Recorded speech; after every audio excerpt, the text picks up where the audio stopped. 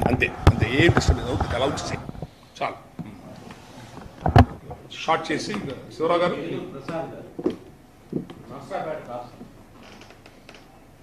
అందరికీ నమస్కారం. రాము గారు నిన్న 30వ తారీఖు జరిగినటువంటి ఒక సభ గురించి ప్రస్తావించారు. అందరికీ ధన్యవాదాలు తెలియజేసుకోవడమే కాకుండా నిన్న జరిగినటువంటి సభ కేవలం ఆరంభం మాత్రమే. ఇది రాష్ట్ర వ్యాప్తంగా అన్ని జిల్లా కేంద్రాల్లోనూ కూడా ఇటువంటి సభల్ని ప్లాన్ చేస్తున్నాం కాబట్టి అడపా ఇటువంటి సంఘటనలు జరుగుతాయి కాబట్టి మీ అందరి ద్వారా కొన్ని విషయాలు చేయాలనుకుంటున్నాం. మా రాము గారు కొంచెం పాలిష్గా చెప్పారు. ఎవరో ఒక వ్యక్తి ఏదో గొడవ చేశాడని. స్పష్టంగా చెప్తున్నాను, జనసేన పార్టీ నుంచి వచ్చినటువంటి గాదె వెంకటేశ్వరరావు అనే అతను, నేను చాలా సంస్కారంగా మాట్లాడుతున్నాను అనే అతను తన పరిమితులు మర్చిపోయి ఏమేమో మాట్లాడాడు. పైన చాలా పెద్దలు ఉన్నారు. ఈశ్వరరావు గారు ఉన్నారు, అరుణ గారు ఉన్నారు, శనక్కాల అరుణ గారు ఉన్నారు, మా అందరికీ తల్లి లాంటిదమ్మా. పాకనాటి రమాదేవి గారు ఉన్నారు, అదే పైన రాము గారు ఉన్నారు. మీరందరూ ఎవరన్నా అడగచ్చు. మీ అందరి సమక్షంలో చెప్తున్నాను. ఆ ప్రశ్న కనుక అతను అడిగితే ఒక 100 పేజీలు నోట్స్ ఇస్తా అతనికి. మేమెవరో చెప్పాలంటే రంగా గారి మరణానంతరం జరిగినటువంటి పరిస్థితుల దగ్గర నుంచి, ప్రజారాజ్యం పార్టీ దగ్గర నుంచి జనసేన కోసం రోడ్ల మీద మేము తిరగలేదేమో, మేము ఏం పని చేసామనేది ఒక 100 పేజీల పుస్తకం ఇవ్వగలను అతనికి. ఎందుకంత తీవ్రంగా విమర్శిస్తున్నానంటే సభా మర్యాదను మర్చిపోయి ఎవడు పడితే వాడు కాపు సంఘాలు పెట్టడం, ఎవడు పడితే వాడు దాంట్లో మిర్యాల వెంకట్రావు గారి పేరు ప్రస్తావించడం, పివిఆర్ గారి పేరు, పిల్లా వెంకటేశ్వర గారి పేరు ప్రస్తావించడం, చనిపోయిన రంగా పేరు ఎందుకు అని అంటాం. రంగా పేరు చెప్పకపోతే నీ పేరు చెప్తారా?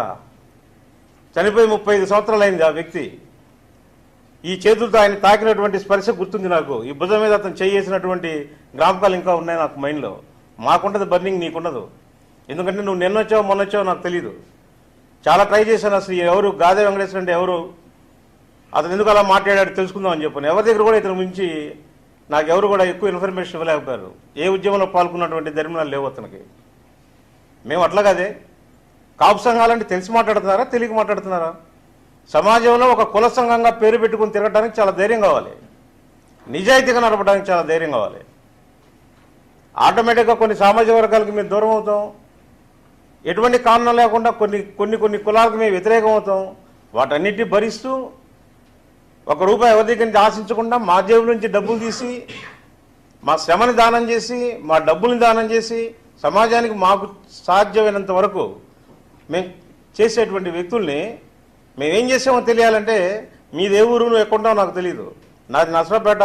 పల్నాడులో నీ ఇష్టం వచ్చిన అడుగు. ఏలూరు ప్రసాద్ అంటే ఎవరు, ఆయన ఏంటో కమ్యూనిటీ గురించి మాట్లాడుతున్నాడు, ఏం చేస్తాము, ఆయన ఏం చేశాడు మీకు అని చెప్పని అడిగితే మీకు చెప్తారు బాగా. అలానే నీ గురించి కూడా అడుగు. నీ గురించి ఎక్కడికి వచ్చి అడగమంటావో చెప్పు. ఇటువంటి ప్రేలాపనలు మానుకోవాలి.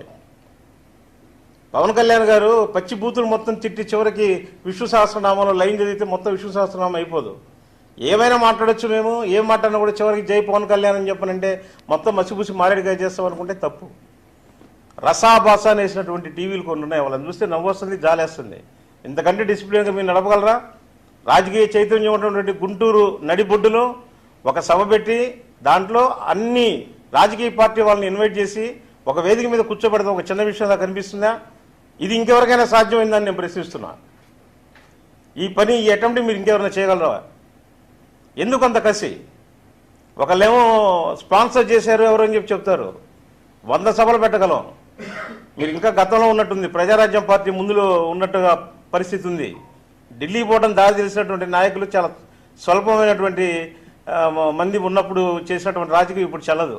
2 పేపర్లు 2 ఛానల్తో రాజకీయం చేద్దాం అనుకుంటుంటే అది చెల్లదు. కాపుల మీద ఏదో ఒక రకంగా బురద పోద్దాం అని అనుకుంటున్నారు. ఆకాశం మీద ఉమ్మేసి తిరిగి మీ మీద పడుతుంది, గుర్తుపెట్టుకోండి. పవన్ కళ్యాణ్ గారు సంయమనం పాటించండి అన్నారు కాబట్టి సంయమనం పాటిస్తున్నాం. అంతేగాని చేతగా కాదు, ప్రశ్నించడం రాక కాదు.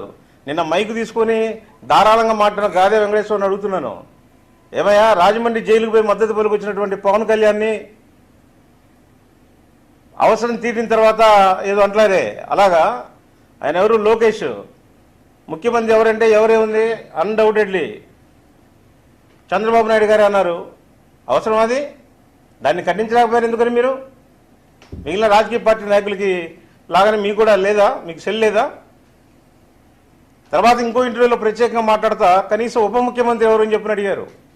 దానికి ఇచ్చిన సమాధానం తెలుసా? తెలుగుదేశం పార్టీ మేమంతా కూర్చొని దాన్ని నిర్ణయిస్తామని చెప్తున్నాడు. అప్పుడు ఖండించడానికి ఎవరు లేరా?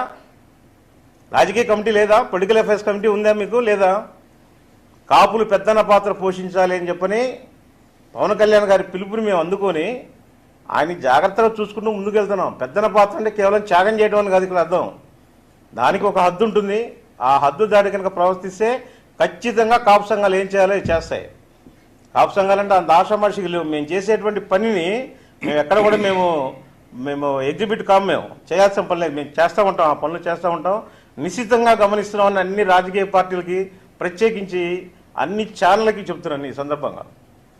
కాపుల్ని తక్కువ అంచనా ఏదో మసిపూసి మారేడుగా చేసి 60-40 ఈక్వేషన్ అంటారే, ఆ పేపర్లో ఒక రకం ఈ పేపర్లో ఒక రకం రాసేస్తే ఏదో దాంట్లో దొరికిపోతారు అని చెప్పి అనుకుంటే మీ అమాయకత్వం నవ్వుకోవడం తప్పితే ఏం చేయలేం. ఇటువంటి కార్యక్రమాలు చాలా తీసుకోబోతున్నాం మేము. ప్రతి జిల్లా హెడ్ క్వార్టర్లు కూడా దీన్ని తీసుకెళ్తాం. ఇదే సమన్వయంతో వెళ్తాం. ఇటువంటి వాళ్ళు ఎవరు ఒకళ్ళిద్దరు కనుక ఉంటే వాళ్ళ సంగతి కూడా త్వరలో తేల్చేస్తాం. అది పెద్ద విషయం కాదు.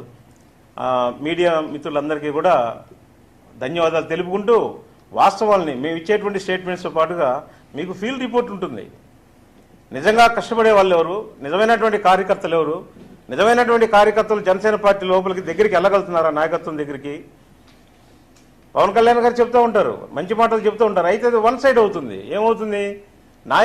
నాయకత్వాన్ని కనుక ప్రశ్నిస్తే పార్టీలో నుంచి బహిష్కరిస్తాను కూడా వెనకన్నాను చెప్పన్నాడు. At the same time Pavan Kalyan గారు ఇంకొక మాట చెప్తే సంతోషించేవాడిని. నిజమైనటువంటి కార్యకర్తను గుర్తించినటువంటి నాయకులను కూడా శిక్షిస్తానని చెప్తే అప్పుడు నేను చాలా హర్షించేవాడిని. ఎందుకంటే క్రమశిక్షణ వేరు, నిరంకుశత్వం వేరు. క్రమశిక్షణ చాలా అవసరం. క్రమశిక్షణ కనుక వెరితల్లేస్తే నిరంకుశత్వానికి పోద్ది. నిజమైనటువంటి కార్యకర్తలకి అందనంత స్థాయిలో ఉన్నటువంటి పవన్ కళ్యాణ్ గారికి ఈ విషయాలన్నీ నిదానంగానే తెలుస్తాయని, నిజమైనటువంటి కార్యకర్తలు ఎవరైనటువంటిది ఆయన గమనిస్తారని మనస్ఫూర్తిగా ఆశిస్తాను. నమస్కారం. గారు ఒక 2 ముక్కలు చెప్పేసి